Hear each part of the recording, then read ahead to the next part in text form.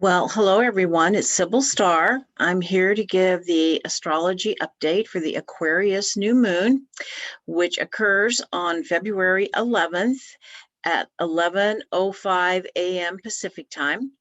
And it is at 23 degrees of Aquarius. And so, of course, at the new moon, the sun and moon are both in the same sign and the exact same degree and minute, and it's the starting of a new 30-day cycle. It's a time to set intentions. If there's something that you want, and this is a particularly good one with the being the Aquarius new moon, which is so much about working in the quantum field. Now, at this Aquarius new moon, there are 7 points in Aquarius. 6 are planets, and 1 is an asteroid. And so we have the sun, the moon, Mercury, Venus, Jupiter, Saturn, and the asteroid Pallas Athena. So it's a very powerful energy of this new moon. Aquarius is just a very powerful energy for the year 2021 because we have Jupiter and Saturn in it. And at this new moon, we've got 5 other planets and an asteroid. So it's very significant energy. The Sabian symbol for this degree, which of 24 degrees of Aquarius, is a man turning his back on his passions, teaches deep wisdom from his experience. And for those of you who don't know what the Sabian symbols are, there was a psychic named Elsie Wheeler who had a vision for every degree of the zodiac, and it often adds tremendous meaning to what the teaching is around this new moon, around what setting the intention is. And this is a very special new moon as well. What is it? I think it's the first Aquarian new moon. Or no, wait a second, I take that back. It's the Aquarian new moon. Every year begins the Chinese New Year, just in case you didn't know. And this year it is the metal ox. Let's see, how is it? I think they say it's actually the second new moon of the year, which always falls in Aquarius. It's just sometimes Aquarius has two new moons. It's not often, but it does. Anyway, it's the metal ox, and of course, the ox is a very stable creature, and metal. In a way, it says it refers to lungs and. So anyway, you'll have to read up more about the Chinese New Year and the metal ox. But back to the Sabian symbol, a man turning his back on his passions. I feels like that is saying, it is about moving forward and leaving behind things that maybe used to you have a lot of passion around and just no longer do. But you're taking with you the deep wisdom from that experience, whatever that experience was in what you were passionate about, taking that forward with you. So anyway, what do all of these planets, and of course, Aquarius is very much about the future. So this Sabian symbol fits really right in very well. Okay. So Aquarius, what is that about? First off, we'll talk about what Aquarius is, and then there's some other dynamic aspects that are happening as well. There's Mars is square all of these Aquarius planets except for Saturn, and Saturn is in a square to Uranus, and we'll be talking about what all that means. There is a beautiful Venus-Jupiter conjunction exact at 12 degrees, and Mercury is retrograde in Aquarius. All right. So Aquarius is very much about the power of the group, of working together. It's called the New Order of World Servers. And so and we've talked a lot about moving into the Aquarian age with the Jupiter-Saturn conjunction, a bigger leap into the center of that energy. And that energy is just very powerful.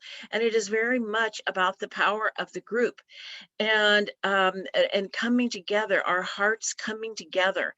It is about unanimity. which is about having a shared purpose, but having different expressions of it in the world. So it is not about uniformity. It is about unanimity, recognizing and honoring the differences in each of us. That because that's what it takes. For anything to be created is different gifts, different skills, um, but having a shared purpose. And so the age of Aquarius is bringing forth this unity. Also, it's bringing the elevation of human consciousness. And, it's so important to recognize that to have a conscious group, you have to have conscious individuals. That's the only way you have a conscious group, or it sinks into mob or herd mentality. It'll sink to the lowest common denominator instead of the highest if people aren't doing their own personal consciousness work. And so at this new moon, new moons are always about setting an intention. And in my spiritual tradition, we call that putting a prayer in motion and then letting the prayer lead. So it is, setting a prayer, saying a prayer, setting an intention, and letting it lead the way, knowing that that prayer, if that prayer is in your highest good. Okay, if that prayer is in your highest good, it will be fulfilled. Sometimes our prayers are not in our highest good, and and we can set those prayers in motion as well. So it's really important to be aware, and to know that where you focus your energy is what you create. I believe as we are moving more deeply into the quantum field has always been here. It's just that we're learning how to work with it. And the more we work with it and the more conscious we become, we will see things manifest in our field more quickly. Well, I want to take that back, because we can certainly manifest what they say. Worry is a prayer for manifesting something you don't want. So I'm just going to say, start looking around. Time is speeding up in this quantum field, and things are manifesting more quickly. And so paying close attention as to what is showing up in your life, to see maybe where you might have been thinking about something, so that and we always have the uh, opportunity to change, to recognize what we're creating, and to create something different, just to see where we really are, to focus our energy on what we really do want instead of what we don't want, and to recognize that reality is created through our energetic state of being, which is the only thing we have real sovereignty over. Um, we can choose to respond thoughtfully instead of just kind of have a knee-jerk reaction to something, and that can change our whole reality. Is how we interface with the field. Okay, um, can change our whole reality just by being more thoughtful and intentional in everything we do, and that is the only thing we actually really have control over. We don't really have control over anyone or anything else but ourselves. But to know that what we put into the field is very powerful, and it impacts it in a big way. The outer world is actually the collective energetic state of being, and only we can only change it by changing ourselves. Okay, and like I said, to have a conscious we must have a conscious me. And so some of the ways of working on consciousness, one is to think for ourselves, um, to really question what is coming in, and to because there is a lot of misinformation out there, which is intended to be misinformation, and to go on a path of quest for truth, and think for ourselves, and to be willing to change our perspective if need be. If we're stuck in a let's say we're in a situation of confusion. I've been pondering kind of a philosophical question that has left me a little confused and bewildered, and I'm kind of learning to look at it from all different perspectives, because there's so many ways to look at anything, not just one way of seeing. Another is to be true to yourself. to follow your heart instead of the crowd. Our hearts know what is true, and to be willing to align with that truth and follow our heart. And just because the crowd is doing something doesn't mean that that's what in your highest good, or actually in the highest good of all, but definitely not in your highest good. And to really question that, and to and Aquarius always brings up the question, what have you sacrificed at the altar of approval of others? Um, and it is the sign of, Aquarius asks us to honor our differentness. Okay. And to not try to fit in and belong. And, human beings always have a need to belong. And sometimes we shapeshift ourselves to belong in a situation that, um, it doesn't allow us to be ourselves, and then we don't feel good about ourselves and we're not aligned with our truth.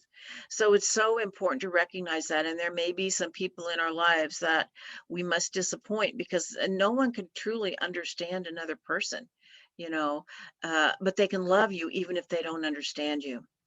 Okay, Aquarius is the sign of rebellion and revolution, and certainly hoping this is a revolution in consciousness. What is happening, we can certainly have, mm, we can certainly have rebellion in different forms. But I feel like as we are moving into this 5D consciousness, that there is an absolute potential for a revolution in consciousness. Okay. And recognizing that intuition is the highest form of intelligence, and to see the big picture. And when we can see the big picture, um, when we can see the big picture is when we can change our perception and we can change our perspective, to see how things fit in, that just because we don't maybe understand why something is happening and it may seem random, it really isn't, when we start kind of putting our pieces together. And that is where the intuition comes in. The heart tells us the truth, and the heart speaks in symbols. It doesn't, always just call you up and say, this is the way things are. It speaks in symbols, it speaks in synchronicities, it speaks in feelings. Sometimes you just get like a goosebumps, when you're near the truth of something for you. And to also remember, what is true for you may not be true for everyone. So there is the big picture, and it is how we each of us fit into that big picture. Aquarius is very much about the cosmic collective. It's bringing in unity of humanity, and raising our consciousness. And as part of that, it is about taking our place in the cosmos again and reconnecting with our star nation family. And, they are coming to help us now in so many different ways, making their presence known, speaking to us to remind us that we are not alone and we're not going through these massive changes alone. This is part of a bigger picture. And of course, I do want to speak of one thing of the shadow of Aquarius, which is that potential to step into herd mentality. Um, to uniformity instead of unanimity, to think everyone has to do the same thing for something to be successful, rather than following your own inner guidance in your own heart, and allowing that to happen with others as well. And the second, of course, is our relationship with technology. I've talked a lot about this. Uh, uh, the last age of Aquarius, we had there was some deep challenges around misuse of technology. And I have talked before about this, and I'll just bring it up one more time, that speaking of our Star Nation family, there was a group of children back, I can't remember when this was, I think like 1994 is my memory, in an African nation, I believe it was Rhodesia. And I'm not sure what their current name, Zimbabwe. Okay. I believe that was it. Um, and it might have been earlier than 1994. Yeah, it might have been, I'm not sure when, quite a while ago. Anyway, there was uh, so the, so the children were out at recess, and these spaceships came, these ships came in, And being stepped out and communicated with the children telepathically.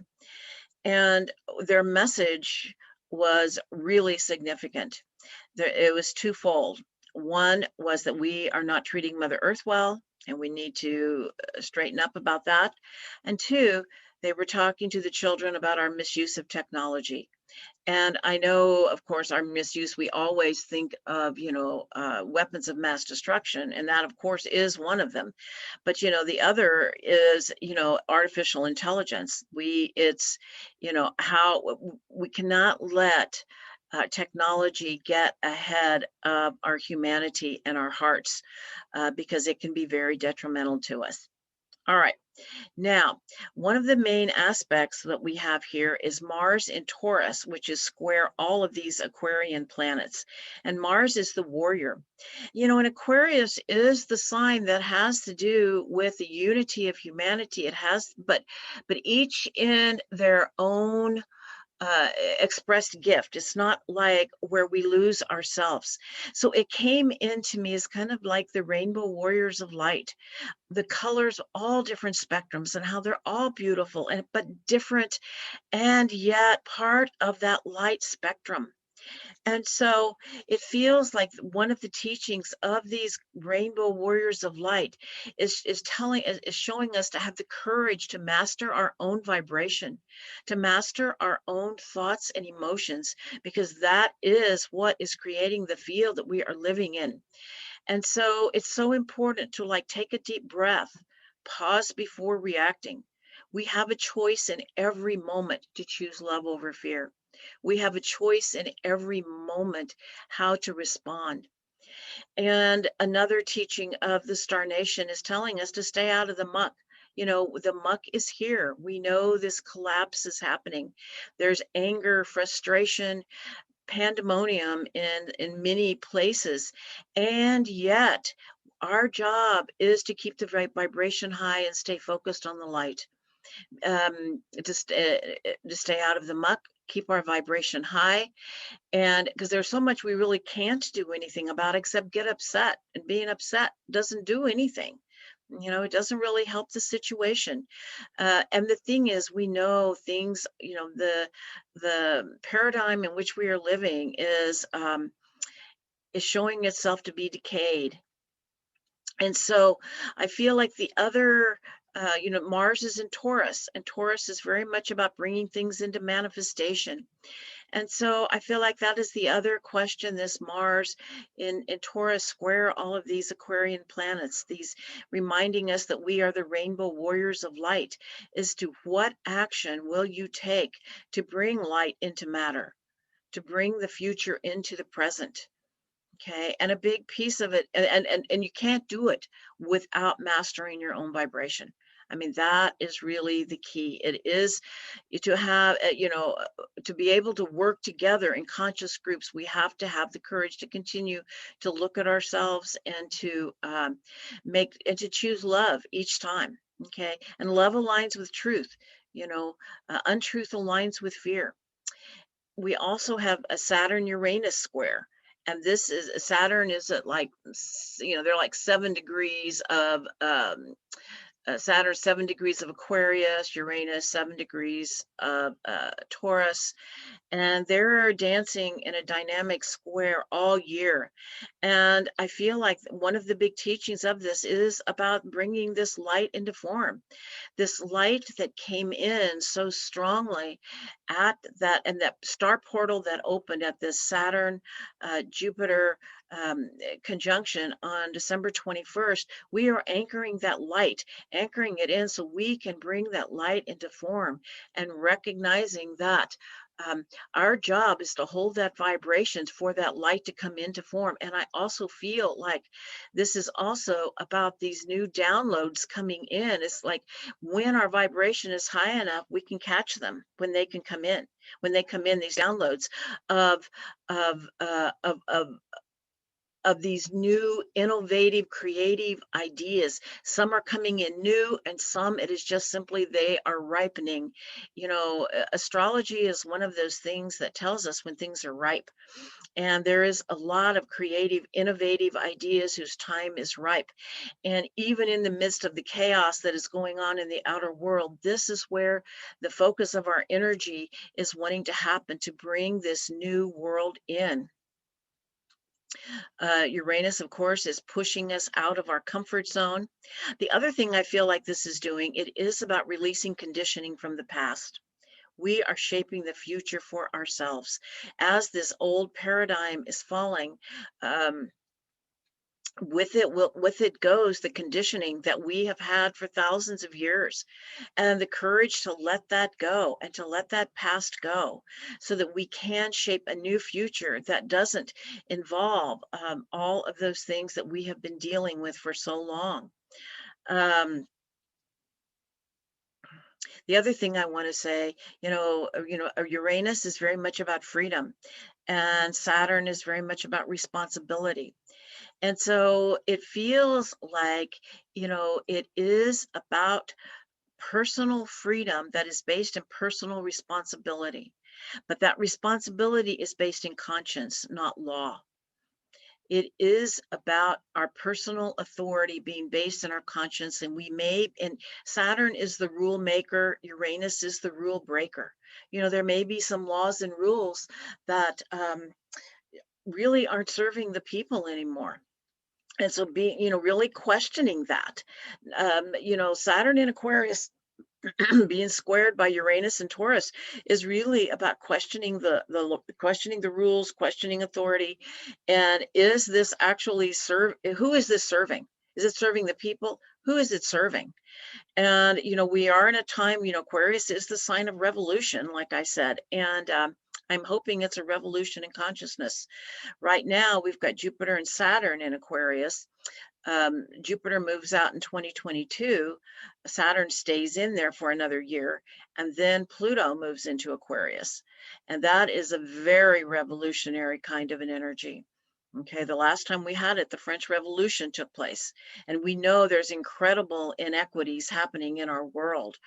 And so it's so important also to understand that Aquarius wants to bring in unity, and these tactics that separate us, the us versus them, the divide and conquer strategy that has been used so successfully for so long, it's so important not to buy into that anymore. To recognize truth lives in many places, and to being able to get a different perspective on what's really happening, because all is not as it seems.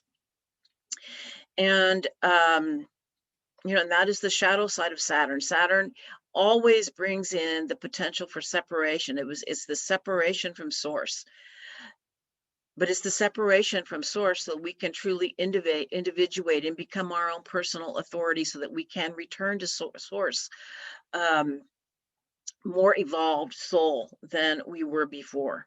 Okay. Now, we also have Pluto in Capricorn. It's going to continue there, like I said, for several more years. And with Pluto in Capricorn, the great purification continues. The viruses come in, showing us all of the places where there is toxicity in our world, in the environment, in our hearts. And once again, it is about releasing the conditioning from the past and recognizing that the muck, the decay, the corruption is there, but we need a new vision for the world. Okay. And the last thing I want to talk about is something that is just so beautiful, that we're so blessed to have it. Well, first, let me talk about Mercury retrograde. Mercury is retrograde from January 30th to February 20th. Okay, in Aquarius. And Aquarius is a very visionary kind of an energy. So I really feel like it's kind of like reassessing your plans for the future. Like, where do you see yourself? Where are you going? And you might reevaluate, reassess that. Okay. All right. Now, Venus and Jupiter are exactly conjunct at 12 degrees. They're both the brightest light in the sky. Venus is brighter than Jupiter, but if they're anywhere close together, it should be an absolutely beautiful show if you can see it. And Aquarius is that rainbow of color. It is the rainbow of color of the differences that we honor within each other. Okay. And these two energies, they're called the greater benefic and the lesser benefic. They bring in blessings. There is a beautiful blessing light coming in from the cosmos with this new moon, with this particular aspect. And it is a coming together in love and honoring of our differentness and uniqueness. And the you might want to just say at this time, the one of the key Aquarian words, which are or concepts, which is namaste. The light in me honors the light in you. Venus brings in our connection with others, our emotionally bonded relationships and friendships and partners, and um, it feels like it's the kind of like the rainbow tribe. Okay, the Mars brings in the warrior, but this is kind of like the rainbow tribe coming together, finding your people, finding your tribe. This is another energy that is really up because we are being called this Aquarius is called the new group of world servers, or the Aquarian age, and it is about the power of working together. And I just want to read something that Drunvalo Melchizedek said. And he says, people ask him, what can I do in these times? There is only one thing to do. Our only task is to enter the holy space of the heart, unite with others who are there, and dream a new dream.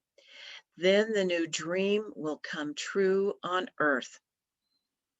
Yes, we are dreaming a new dream, and the light is coming in, and it is about anchoring the light and bringing this light into form and dreaming this new dream together with like-minded souls who share this, a similar vision, and coming together in the heart space, because it is through the heart where we are all connected. So I wish you all well in this Aquarian new moon. As we dream this new dream together, keep our vibration high, which really takes courage and focus, and know that a new world is coming. Many have seen it, and that it is coming. Aho. So if you like this video, please subscribe to my channel, and I do readings, and you can reach me at on my website at sibylstar.com, SIBYLSTAR.com. All right, wishing you all a wonderful month.